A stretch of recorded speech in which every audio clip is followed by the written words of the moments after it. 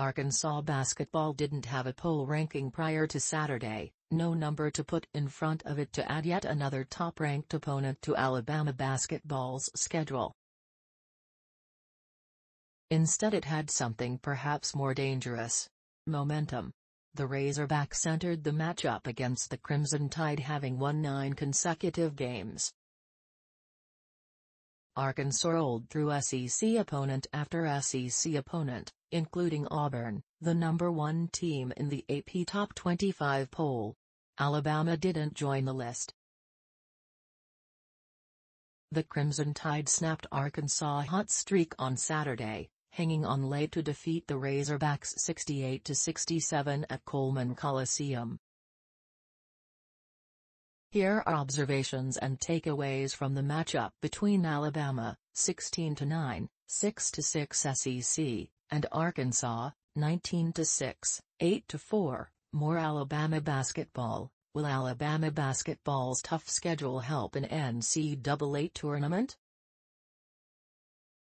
What history says 15 years of Nick Saban? Celebrate Nick Saban's 15 epic seasons at Alabama football with our special book. Noah Gurley comes up clutch after injury. When Gurley started to limp off the court, his chances of returning in the second half didn't seem great. He walked off under his own power but went to the locker room with an Alabama trainer. Gurley later returned, though. And it's a good thing he did.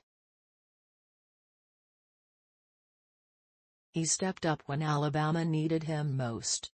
Gurley drove for 2 buckets in the paint in the final 90 seconds after Arkansas had battled back and taken a 65-64 lead with 2:30 left. His 2 buckets gave Alabama the 68-67 lead. The Crimson Tide had held a comfortable double-digit lead for much of the second half, but then Arkansas fought back. Arkansas went on an 11-0 run over 3:10 to draw within 61-60 late. That's when UA coach Nate Oats took a timeout with 4:50 left. Alabama hadn't scored in 3 minutes.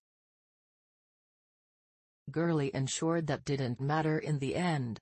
Notae gets in foul trouble early, misses most of first half. Arkansas had to play without perhaps its best player for a while in the first half.